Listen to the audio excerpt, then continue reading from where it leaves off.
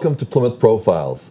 Plymouth Profiles is an opportunity to meet with people from the greater Plymouth area, and today we're delighted to have one of the stars of PAC TV, our own legendary Talk of the Town host, Karen Buechs. Karen, welcome. Thank you, Stephen. You give me too much credit, but that's all right. Well, Karen, your husband is right here in the studio. We're going to have to make sure we do this well. So, yes. So, Karen. Yes. Welcome. Thank you. Thank you for inviting me. I'm delighted to have you here. And for our viewers who may not know you, and I can't imagine they don't, but give us a little background. Where do you come from? How do you happen to be in Plymouth? Oh, gee, that happened about 42 years ago. We knew Plymouth. White Horse Beach was my first beach at 2 years old. Ken vacationed on the Cape and just loved Plymouth when he would go by. So when we had the opportunity to move here, we did. And we came down from Boston, which was quite a shock. Took me a little time to get used to it, but I would never leave it now. I love it.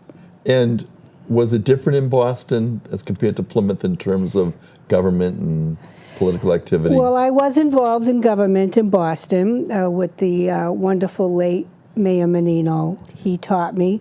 He first started out as a driver for Timilty, and I would go around with him, and he would talk to me and tell me how to proceed, and they wanted to run me for rep.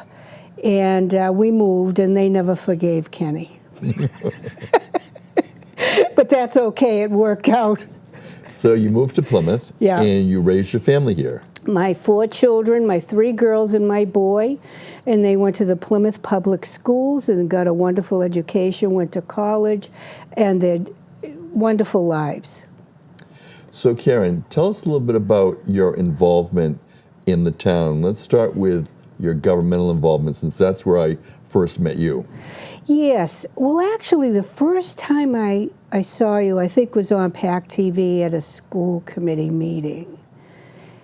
I didn't know who you were at the time, except for what you were doing on the school. Then my next time was here at PAC TV for, I believe, the Rotary. We helped out. Yes. And that was good. That was fascinating.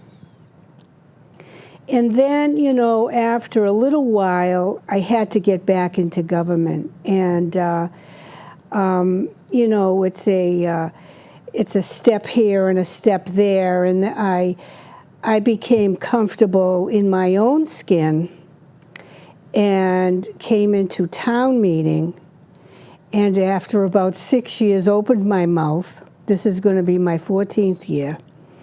And I learned. I learned by the best of them, you know, because it's intricate, and you have to know what you're talking about. You have to do your homework. And you do. I try. Yes, it's a full year process. It never stops. And you know, town meeting members are like that. They have their constituents at heart. We also have the whole town at heart because we vote on articles for the entire town as well.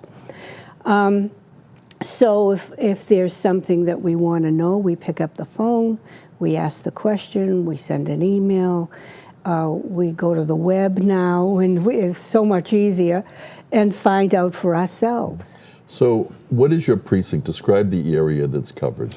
Well, it's Precinct 7, Manamet. And, you know, when I first started, it covered the entire White Horse Beach area. That was, we were Precinct 6. And then as the town grows and census comes in, you shrink because there are just so many people that can fit into a precinct. So now we cover a smaller area. Matter of fact, I only cover half of Bartlett Road. And it goes in a little bit, but it does not cover anywhere near the Pine Hills. It goes more toward 3A and down. So that's where we cover. How many members in your precinct? 9. 9. And you served as chair. I serve and I'm honored to do so. They vote me back in every year. It's an awesome responsibility because our service to our constituents are primo, and we discuss a lot of things. As a matter of fact, I had a extra caucus this summer, and we held it at Geller's outside Fun. on the picnic table, and people came by to buy their ice cream cones and watched us. Good. And I think that's democracy in action. Excellent. So when we talk about a caucus, what does that mean? Well, we get together the 9, and anybody can come. The public can come, other town meeting members can attend, and we discuss topics that are coming up for the next town meeting, how we feel on certain projects that are going on in our area, and we come to a consensus. So we're taping this in October of 2015, prior to the fall annual town meeting. Just before. And prior to this, you've been preparing. Now, as a precinct chair, you also go to the committee of precinct chairs. Yes. Tell us a little bit about that. Well, it's a body of 15 people, and 15 represent the 15 precincts here in Plymouth, and they are all chairs. We're called chairs. And we go and deliberate, and we discuss what is going on in each and every precinct and what is relevant, what is coming up for town meeting. And I know that prior to town meeting, the Advisory and Finance Committee holds hearings, the Selectmen's holds hearings, but also for this particular town meeting, the Charter Review Committee held hearings, and I know that you attended some of those meetings. I attended a number of them because there were a number of very important articles coming up. And being a charter committee member twice, commission and committee, I am telling you, I wish everybody could do it, because that's where you learn about governments and your government. And I'm always shocked to learn how many people don't understand the government they live in. And Karen, you just mentioned that you served on both a commission and a committee. For our viewers, what's the difference? Well, a commission is elected town-wide. Yes. You get on the ballot, you're elected. And you were. And I was, and at that time, I was holding a conservative point of view. And I came in, and I learned so much, and what I learned on both the committee is being appointed, and you appointed me, but the commission was elected. And it afforded me an understanding of what is real and what is imaginary. And what, you might have a wish list of how what are you going to do, Stephen? Change the government every time you're upset? Right. No, you work within the government there is. And I firmly believe the town meeting is the best form of government. Will it change someday? I don't think it'll ever change to a mayor, but maybe a town council. People are leaning toward that. But I thoroughly enjoy town meeting. So Karen, in addition to serving in the charter, you've also served on capital outlay. Tell us a little bit about that. Yes, it's now called Capital Improvements Committee. Capital outlay, I still call it capital outlay. I loved that little committee, because we got all the articles before everybody else, and we had to rate them. Then it goes upstairs to the 3rd floor, and our town manager sees it and agrees or disagrees. And then in January, all the department heads come before this little tiny committee, and they make their case. And I just loved it, and you really learned what to do and how to do it and why things were so important. And we placed the important things, relevant things, and they had to be proven. And they did, They didn't dare come before the capital improvements without doing that. Karen, this town meeting that is coming up this Saturday is going to be another opportunity for electronic voting. Yes. And you also served on that committee as the town meeting representative. Yes. So tell us a little bit about the committee and some of the changes that you've recommended for this town meeting. Well, you know, when it first started out, you first proposed it, and you said, what do you think about this? And would you help me? And I said, absolutely. And it was that, too, was a very small committee. In the beginning, it was Michael Gala, our former assistant town manager. He did a lot of work. You did a lot of work. And we decided, for the reasons of accountability, that we would try to implement electronic voting, which I think has become a savior for town meeting. So the public now can know by going to the website and seeing how your representatives vote. And for this town meeting, I'm really excited because they took my suggestion. The public was saying they couldn't see the votes on the TV screen. So I suggested at our COPC meeting, our chairs meeting, coming from PAC TV, well, if there's no other way to do it, how about focusing a camera on the monitor, close up, and putting that on the screen? What happened was the company found out, and through no fault, the school's resolution sending the broadcast out wasn't fine enough for a long distance. Yeah. Which we didn't know. We didn't know that. So this is all trial and error. We're trying to fine tune it, and town meeting has been so patient. And the other thing is, so they're going to do that, and we're crossing our fingers that'll work. So you'll be able to see how your town meeting representative votes. The other thing is that they've slowed down the roll. Yes. Which, you know, was it 3 or 4? Oh, my goodness. We couldn't concentrate on who did what. So they brought it to 2 precincts now. And if that doesn't work, we're going to bring it to 1. And if it takes longer, it takes longer. Because it'll satisfy town meeting to see and appreciate how their precinct voted. Well, I think it's a great improvement. Thank you for your help with that. Oh, if it wasn't for you, Stephen, it wasn't even on the radar.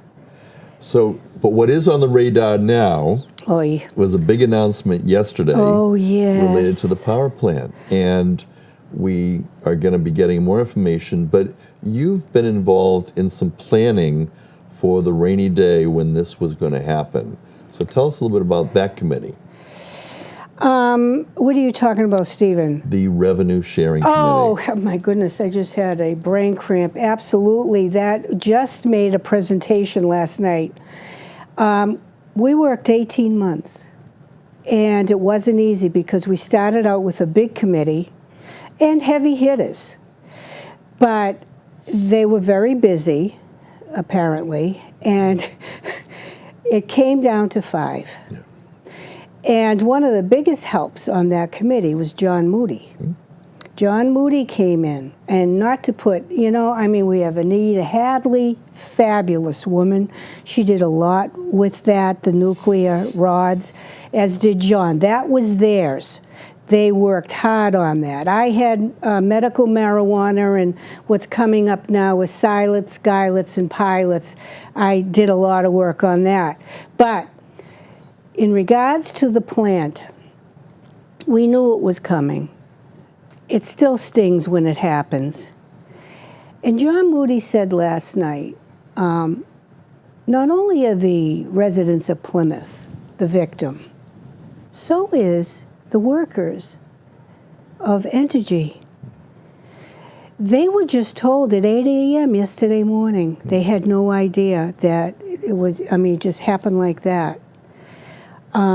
So hopefully we can work together and bring this forward because it's a huge revenue loss. But What's concerning are the rods, the nuclear storage. So we taxed everything, every nut, bolt, everything that nuclear power comes through, because the federal government is really the culprit. Congress, in their not-so-wisdom, allowed us to be involved and take care of the nuclear energy. Europe doesn't do that. Private enterprise takes care of it. We would not have this problem today if Congress had not done that. So now we have it. What do? We make them step up to the plate. Whether it's done on the local level or the state level, it's going to be done. And your committee looking for other revenue sources. Yeah. Are there any that were suggested by the committee? Yes. I worked hard on the medical marijuana. And I researched Colorado, Wisconsin, and California. John Moody did Canada. And this next year, Michigan is going to earn $1 billion. That's with a B. Of course, there has to be safeguards in place. We'll see what happens with this state. There has to be parity. It's not like the meals tax where the state offered that a town could do this.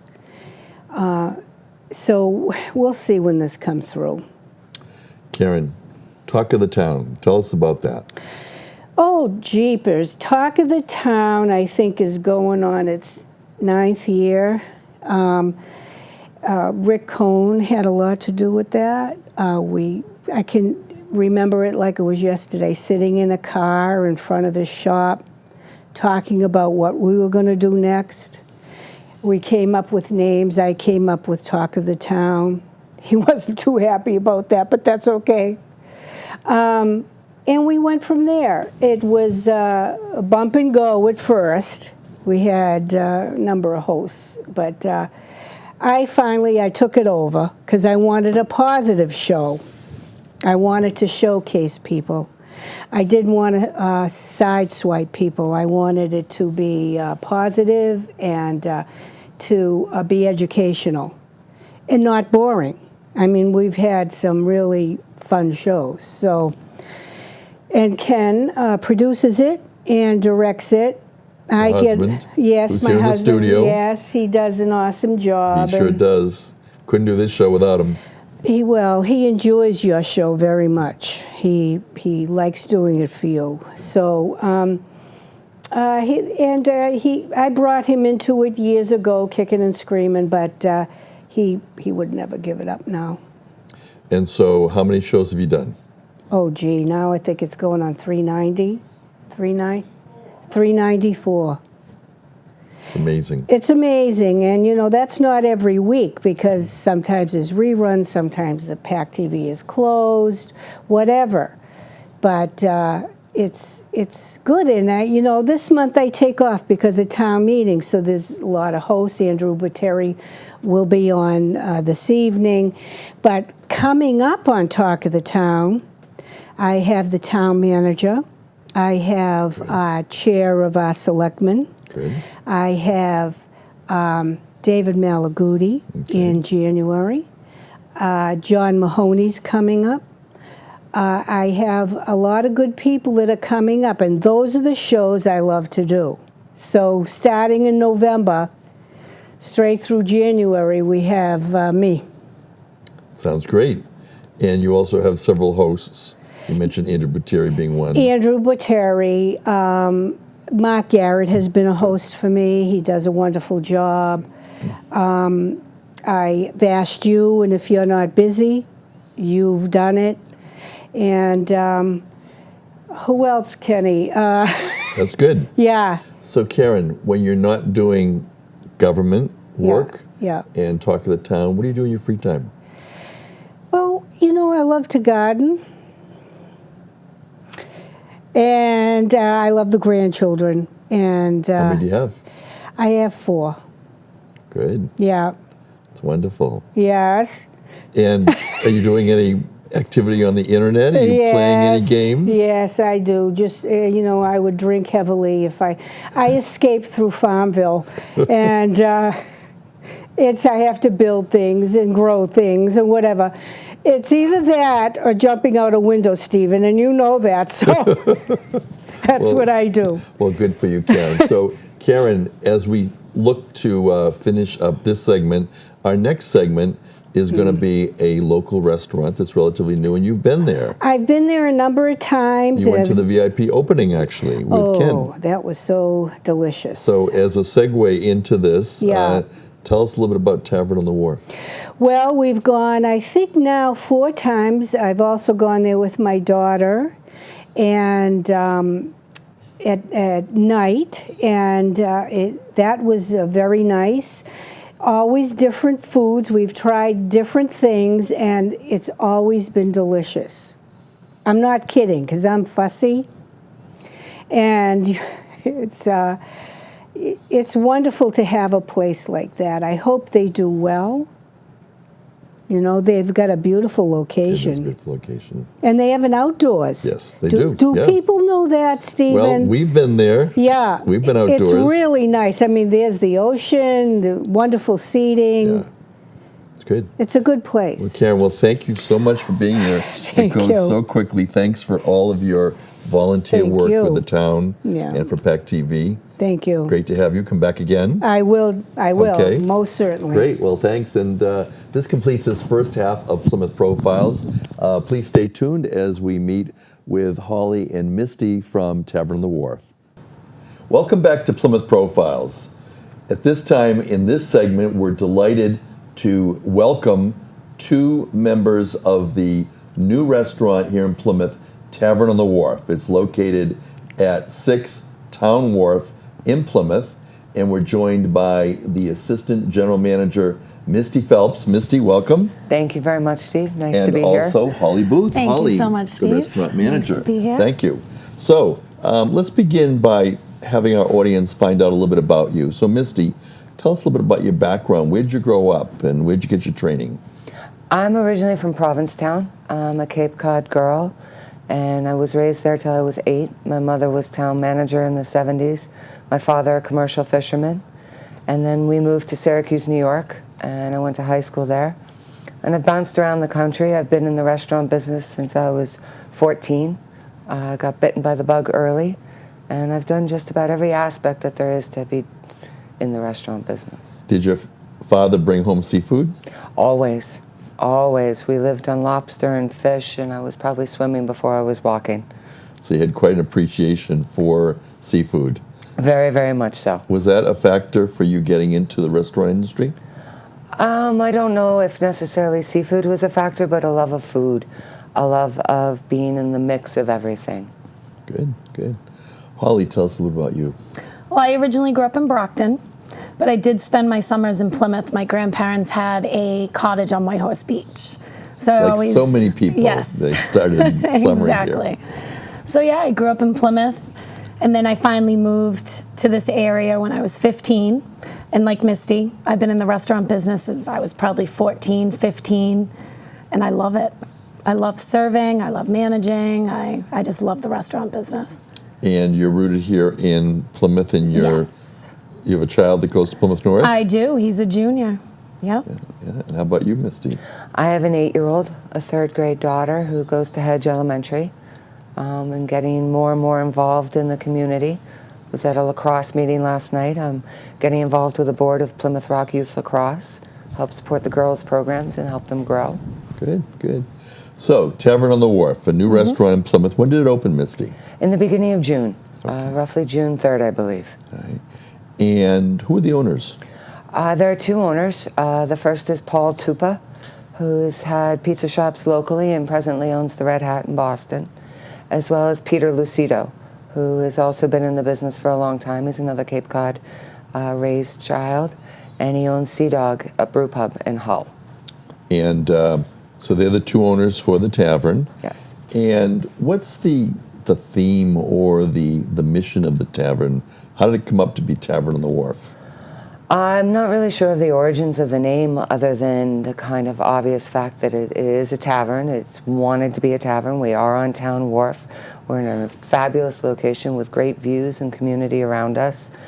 John and myself and the owners and Holly and this core staff have really kind of created a classy, casual, comfortable place for both families and tourists, locals, people to kind of feel at home and enjoy great food, great service, beautiful atmosphere. And Holly, so what is it that you do at the tavern? I am a manager at the tavern. Okay. And so what does that involve? That involves helping out on the floor, helping Misty and John with some of their duties that they have. John being the general manager. Okay. John Murray. Yes. And when did you first come to the Tavern on the Wharf? I actually came to Tavern on the Wharf before they opened. Okay. So it was probably a couple months before they opened. Okay. So I was helping John open the restaurant. And what was your background prior to the tavern? Background prior to the tavern, I mean, plenty of serving, restaurant, experience. And Misty, what about you? What was your background prior to the tavern? I have a very varied background. Yeah. I've lived all over the country. I was a bridge painter in New York City in the Union. I've been a personal trainer. I've been a college student in multiple places. And I've been in the restaurant business all across this country in probably 5 to 6 different cities. So tell us a little bit about the staff, at the tavern. How would you describe it? We have staff from all walks of life. John Murray did a lot of the hiring prior to my coming on board, and I would say he uniformly hired people with really great, open, positive personalities. The ages vary from teenagers up into grandmothers in their 50s, male, female, all different kind of walks of life, but people really unify. We have somewhat of a corny saying, but it works for us: one team, one dream. Great. And the kitchen. Holly, tell us about the kitchen. Who's in the kitchen? The head chef, Yes. Johnny Sheen, Okay. and then he has a great staff under him. All right. Yeah. And do either one of you know where he came from? Johnny Sheehan has a background. He went to culinary school in Boston. Good. He worked at Clio. He then moved to Uni. He's really gained some Asian influence as well as phenomenal knowledge of fish and butchering of fish, working with sushi. He then most recently, prior to coming to us, was at the New World Tavern in Plymouth. And how would you describe the menu or the cuisine at the tavern? Johnny is finally getting to implement fully his menu. It'll be coming out any day now. And it really takes his skill and his desire with a bit of the Asian influence. We're going to have our staples that he's created that have really become crowd pleasers, signature dishes, as well as those things that everybody wants: the mango buffalo tenders, the fresh seafood, the fish and chips, and things like that. It's going to be an exciting menu once it comes out. And Holly, for people that are coming to the restaurant, first describe the location. How do you get there? The location is right in downtown Plymouth, right on the wharf. It's a fantastic location. It's right on the wharf, views from everywhere. You can see the ocean. It's beautiful. Windows all along one side of the building. So as you approach it, as you go on the wharf, and it's right on the left, as you enter, what is the physical layout of the restaurant? The physical layout as you enter the building? Right. You enter into the lobby, and there's a host stand there. And then you walk through, and all you can see is windows, ocean, beautiful tables, decor. And Misty, how many can you seat? Do you know how many? We're roughly 360 seats, kind of divided. We have what we call acres of space. We have a main dining room with a centralized bar, moving into a back room that is a bar area as well as functions at times, and then flowing into the back patio facing out onto the back that is very, very large and is going to be a lot of fun to play with in the future with the possibilities we can do there. So when you opened in June, have you been fully utilizing all of the restaurant space? As much as possible. In some ways, I think we opened strategically, that we didn't over-advertise, so we didn't get over-flooded and set ourselves up for failure. We've done a lot of word of mouth, grassroots, social media, so I don't think we've fully scratched even the surface of our capabilities and capacity. So give us an idea. Well, first of all, what are the hours that you're open, Holly? We open at 11:30 in the morning, and then we close at 12:30, 1 o'clock at night. Do you ever have people at the restaurant that late? Oh, yeah. Have any special groups that show up? We've had quite a few. We've had, most recently, a lot of parties after their weddings have come and chosen to celebrate with us. We've had many rehearsal dinners. We've had a lot of charity pub crawls coming through, either for breast cancer, for suicide prevention. There's one coming up this weekend for PKD, for kidney disease. I know that Holly has been affected by that with her son. And a lot of different things that touch on the community and helping things. And Misty, what about the chamber? Are you involved in that? We very much are. You yourself have been a part of that. You've been a great supporter of ours. Amy Naples at the Chamber of Commerce.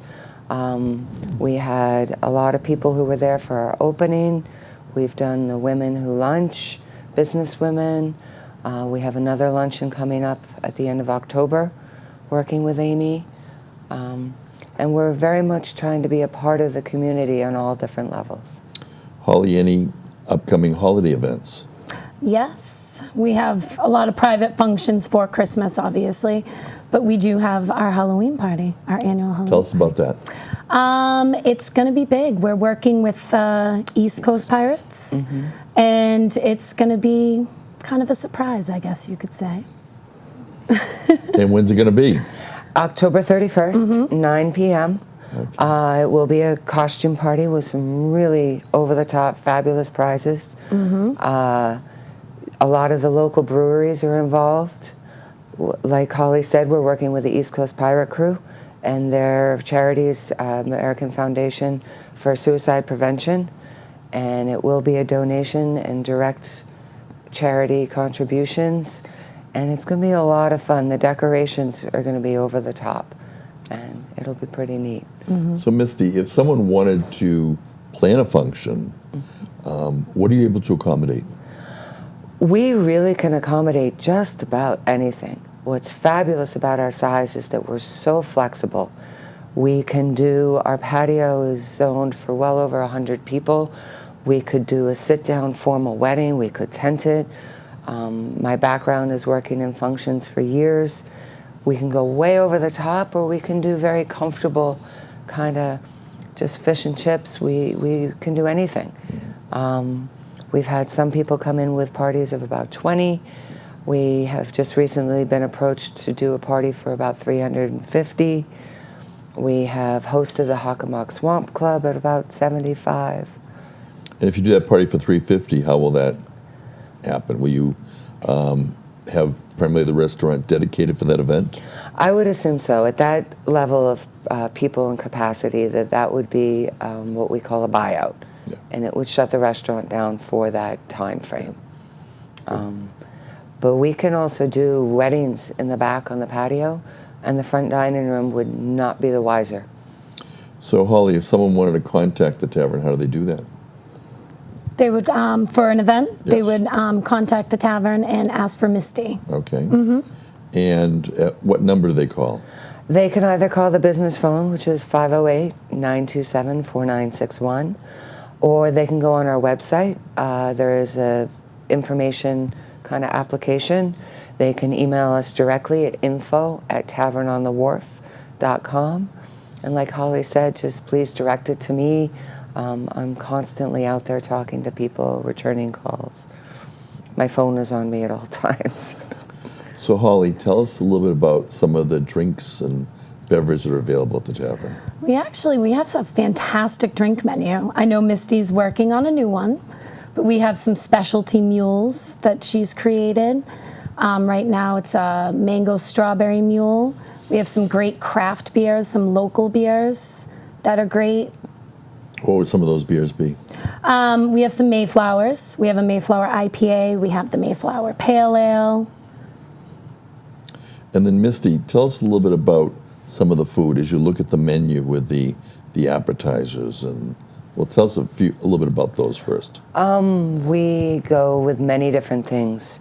Johnny Sheehan, the chef, has worked with the local fishermen.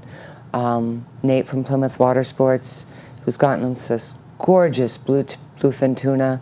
He's done some great tuna tartare that is just beyond the pale. We have a fabulous calamari, very fresh, a little different, that everybody raves about. We use the same tuna tartare and a house cob salad. Mm-hmm. We have our staples of chicken tenders that, of course, everyone has, but not everyone has our house-made mango buffalo sauce, and that's a huge hit. We go into some of the entrees. Don't forget that buffalo chicken dip. That's one of my favorites. Yes, the buffalo chicken dip. As a matter of fact, one of our waiters, Michael Deegan, helped contribute that. Yes. We have the portside biscuit, which is a fabulous entree with house-made bisque, fresh lobster, scallop, shrimp, crab, potato, a torn house-made biscuit, bucatini and clams. Not everybody has a bucatini pasta. There's a lot of neat things coming as well into Johnny's new menu. And in addition to the entrees and the appetizers, you have salads? We do. We have a house salad. We have a Caesar salad, which is quite a different take. Mm-hmm. We do grilled romaine hearts with a house-made Caesar dressing, house-roasted baby tomatoes, some fresh cheese grated over the top. One of your favorites that we have, the watermelon salad. It's delicious, yes. Fresh watermelon. It is going to be going off the menu as it's more of a summer, but it's been a huge hit with a house-made Cabernet dressing. Do you offer any desserts? We do at the moment. We've been working with sweet treats. We have an Oreo pie. We have an apple pie. I do know that Johnny is going to be working more towards doing some house-made things. We have a chef on the line that is doing some great desserts. It's kind of, I think he's got a master plan. Every day we go in, he's got something new we need to try. Holly, do you ever have any entertainment? Yes, we do. Tell us a little about that. Yeah, we do some local musicians. Sundays, it was really nice out in the patio. In the summer, we had the steel drums going, and then Jeff Hillier would come in later on that night, and so we have some great entertainment. And yeah. Misty, when you are sitting in the restaurant in the main dining area, what's the view? What do you see? In the main dining area, we're so lucky that we have these huge row of windows, the length of the whole dining room, very tall, and it looks right out onto the pier. You see all the activity of the whale watch boats and the fishermen coming in, the tourists going by, the tour buses, and it's just a gorgeous view. And then when the sun is setting in the summer, the reflection on the water, we're very, very lucky. It's a great office. Holly, what do you see out on the patio? Out on the patio, you see the harbor, and it's beautiful. It's a great view, sitting in the chairs, relaxing, having dinner, and just overlooking the water. It's gorgeous. Tell us about those chairs. We have high top chairs and low top chairs, and they're very comfortable. It's just beautiful out there with all the seagrass that we have in the plants, and they help you to take advantage of the view with those high tops. Oh, yeah. Yes. Yep. Very much so. And John Murray, the GM, has placed them closer to the view so that they can really enhance your dining experience, if you will. So, Misty, you mentioned that you opened in early June. Were there any particular highlights in the first few months that you can think back to? Well, we opened in the beginning of June, kind of quietly. We literally just opened the doors and Soft opening. Yes. Soft opening with a ramp up to the 4th of July. And then we finally got around to a point where we thought we had kind of gained our footing, and we did a really great opening August 20th. We did a VIP reception for local businesses and politicians. The police chief was there, state senators, and it was a really great community come together. Johnny brought some fellow chefs in, really showcased all different talents, local oyster growers, and then we kind of morphed it into a public party that evening. Aldous Collins Band played, and it was a great time. The staff was dancing, everybody was. Didn't you have a little surprise going on at that particular VIP event? We did. A very storied and missed icon came back, the fisherman that has sat atop the building, I believe, since the 1950s, and has been a bit of a prankster and part of scavenger hunts over the years. And someone had taken him and decided not to return him. So his brother went out and found him and decided to take his place. John Nickerson, a local retired carpenter, made the new fisherman and put him atop the building. His name is Ebenezer. And so describe that icon for the people that may not be familiar with it. There's a boat that sits atop the building. It's a fishing boat with a mast, and the fisherman has always sat within the boat, kind of overlooking the town. There are pictures from, I believe, Howlands with the boat atop it. And over the years, through all the different kind of morphs of the building, the fisherman has stayed. I've run into people in their 60s and 70s that remember him. I've run into people in their 40s that remember being high school students and taking him. People who remember him as a scavenger hunt for Plymouth North. And it's really been a part of the town and a part of the landscape. I certainly remember when it was Mayflower Seafoods, and that boat was always up there with the fisherman in the yellow raincoat. Yes. My father was a fisherman coming to Mayflower from Provincetown, and he remembers the boat, and he's in his 70s, and yeah. Kind of all goes around. Very much and full comes circle. Back. So Holly, what are you looking toward going forward? You have the Halloween party the end of this month. Yes, we do. And what are some future plans or goals?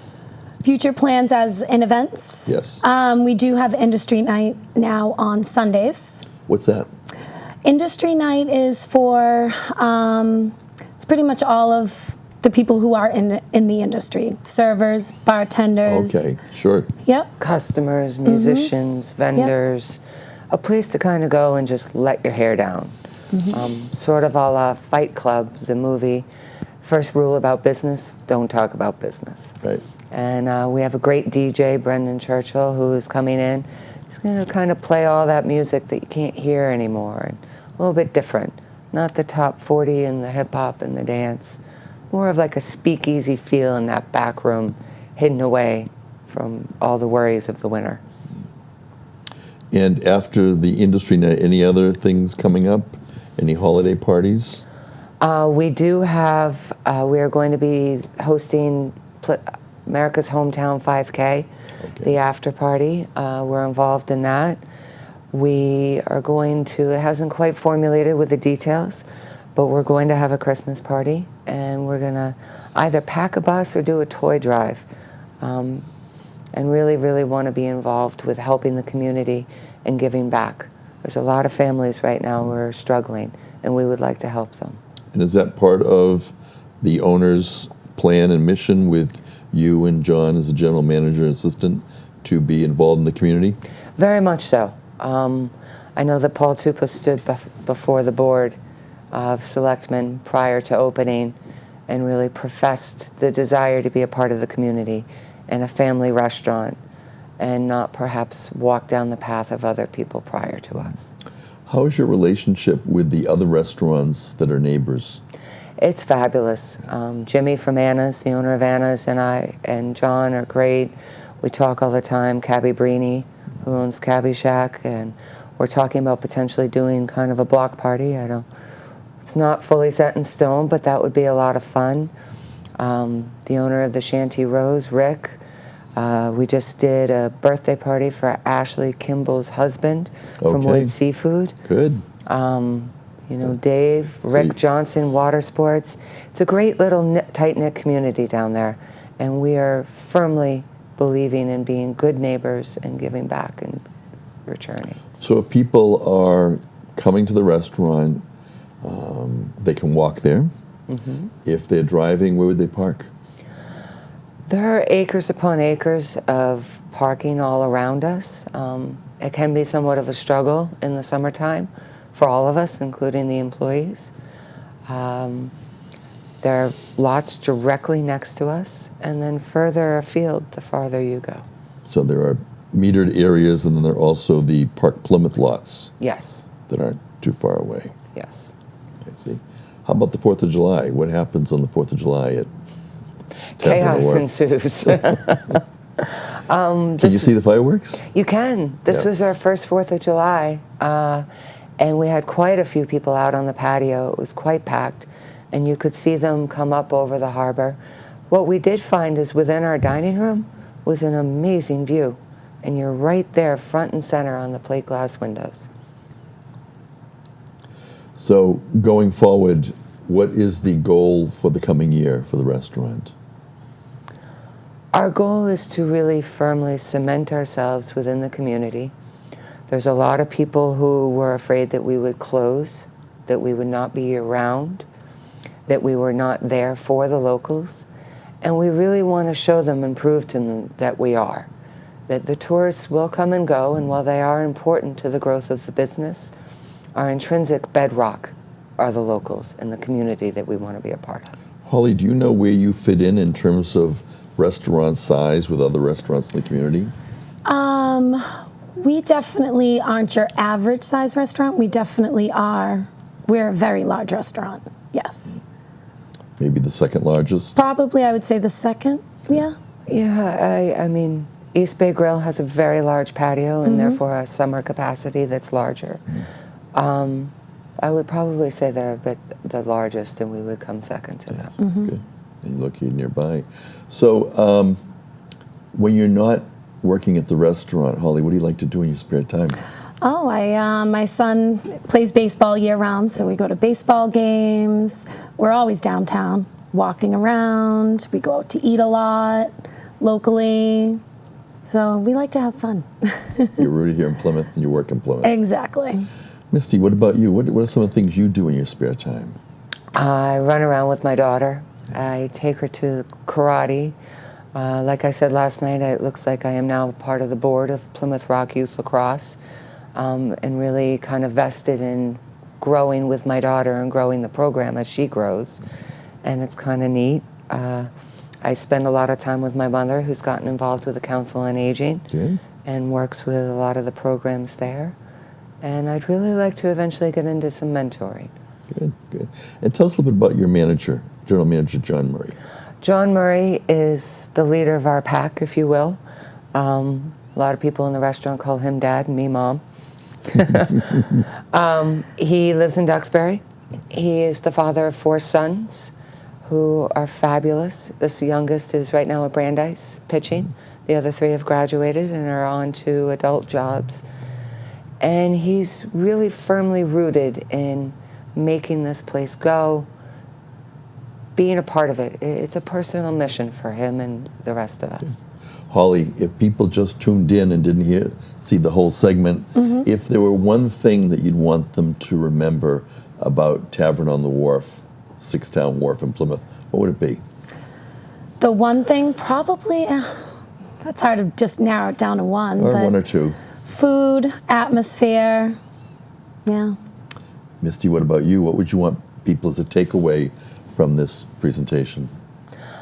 I would really like them to come in with an open mind and experience Tavern on the Wharf and realize that this is word go, step 1, and what's come before is not now.